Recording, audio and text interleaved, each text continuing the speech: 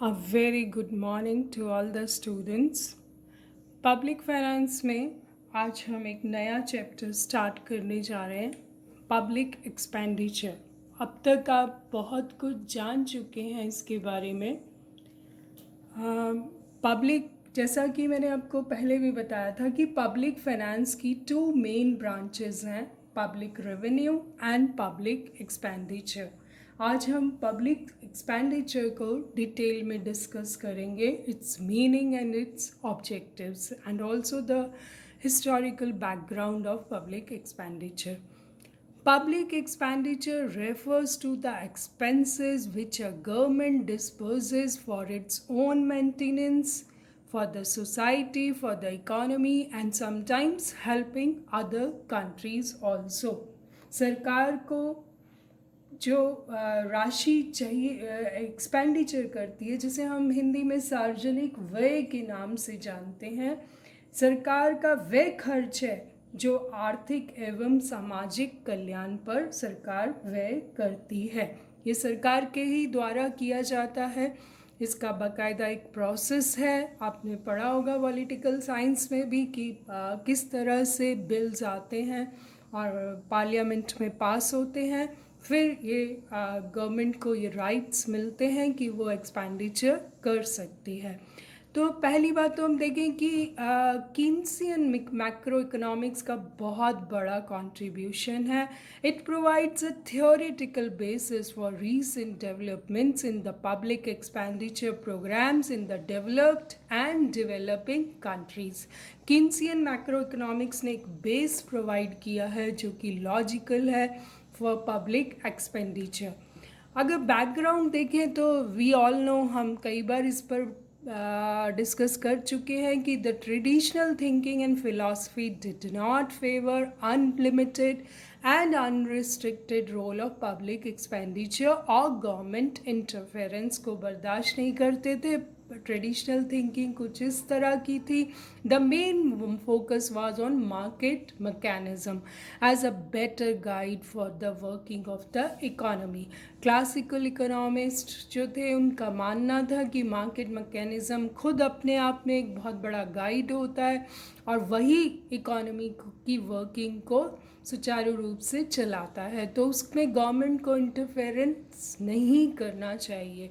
Each economic unit was its best judge of its own interest. Economic unit को अपना हित अहित मालूम होता है और उसमें किसी तरह का भी इंटरफेरेंस नहीं होना चाहिए। The government should not take decisions on behalf of others. The function should confine to defend country from internal and external aggressions and to maintain law and order. So the traditional thinking never favored the unrestricted role of public expenditure or government interference. उन्हें हमेशा से ही लगता था कि market mechanism, जो कि invisible hand theory आप पढ़ चुके हैं, वही बेस्ट जज है working for the economy, better guide है। Then now we see the categories of public expenditure. कहाँ कहाँ खर्च होता है सरकार का। Expenditure on the salary and maintaining expenditure of the ceremonial head of the state. सारे expenditures, जितनी भी salaries दी जाती हैं और राष्ट्रपति से लेकर पूरी सभी एमपीज़ की और पूरे पार्लियामेंट, लेजिस्लेचर, एग्जीक्यूटिव की जो सैलरीज़ हैं वो सब पब्लिक एक्सपेंडिचर के अंडर आती हैं। Then expenditure on maintenance of the machinery of civil government which includes the expenses of executive and legislature. जो मशीनरी पर खर्चा होता है उसे मेंटेन करने पर, वो सारा एक्सपेंसेस भी पब्लिक एक्सपेंडिचर के अंडर ही आता है। Then maintenance of army and police. You all know, एक इतने बड़े कंट्री को चलाने के लिए हमें सिक्योरिटी के लिए internal and external we need army and police. उसका सारा जो एक्सपेंडिचर है वो भी इसी से खर्च होता है। यहाँ मैं आपको बता दूं कि कंसोलिडेटेड फंड ऑफ इंडिया से ही गवर्नमेंट ऑफ इंडिया फंड्स लेती है।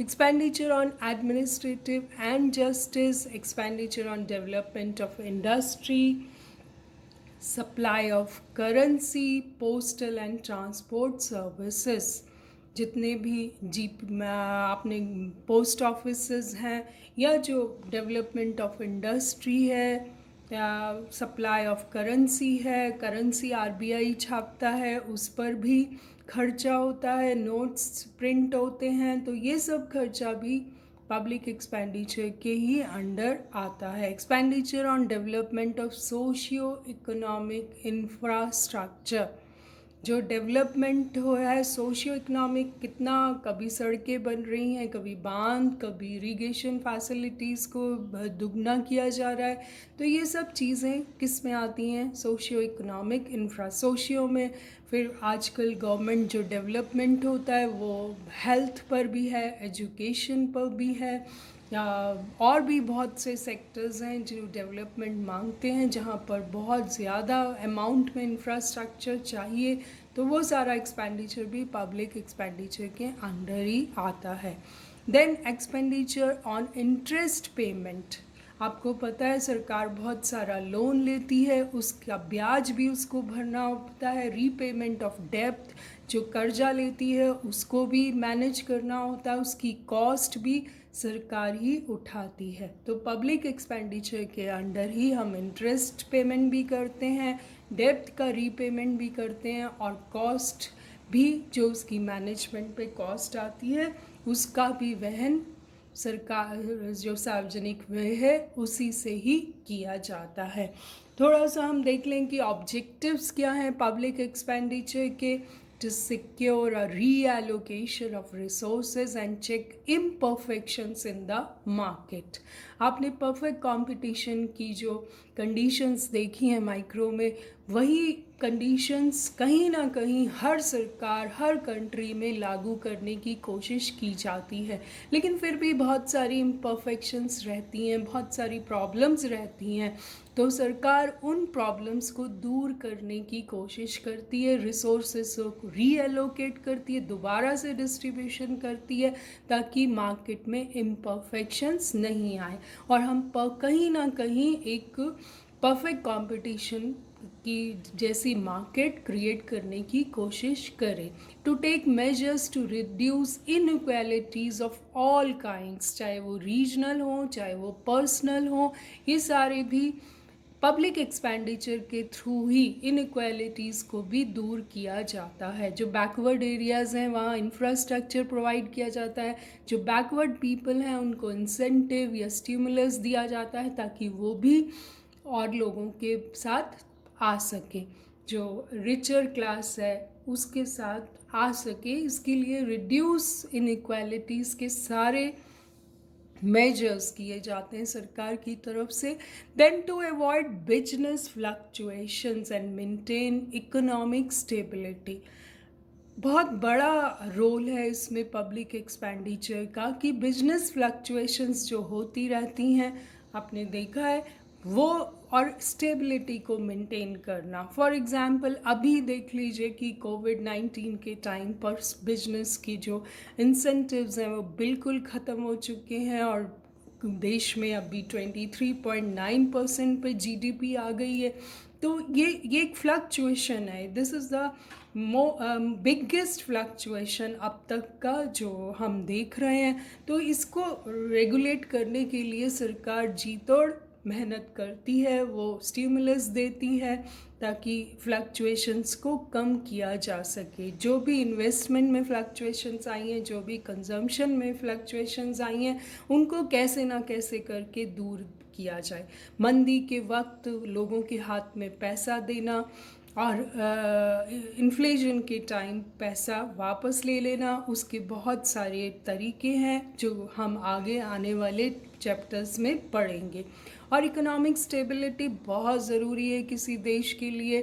अगर पॉलिटिकल स्टेबिलिटी और इकोनॉमिक स्टेबिलिटी दोनों साथ साथ हों तभी देश बहुत ज़्यादा प्रगति करता है। तो प्राइस को मेंटेन करना, फ्लक्चुएशंस को मेंटेन करना, ये ऑब्जेक्टिव पब्लिक एक्सपेंडिचर का मेजर है। to maintain commercial activities for the benefit of the community. आपको आजकल के दौर में आपने देखा है जो मॉडर्न इकोनॉमीज़ हैं वहाँ पर every time you need commercial activities. अगर आपको इकोनॉमी को सॉलिड बेस देना है तो यू हैव टू मेंटेन. अगर ज़रा सा भी स्लम्प आता है तो इकोनॉमीज़ अपना इम्बैलेंस हो जाती हैं. तो we must maintain those commercial activities, productive activities. Community का एक एक व्यक्ति का अगर प्रोडक्टिव कंट्रीब्यूशन होता है तो ये पूरी कम्युनिटी को बेनिफिट करता है. तो we need, these are the major objectives of public expenditure. इस पर भी आपके क्वेश्चन आता है, कभी शॉर्ट टाइप भी आता है.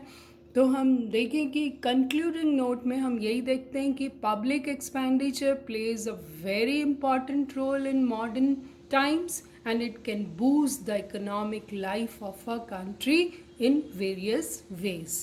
आप और भी एक्सप्लोर करें और अपने इसमें ऐड करें और अपने क्वेश्चन को बहुत अच्छे से तैयार करें. Thank you so much. Tomorrow we'll continue a new topic.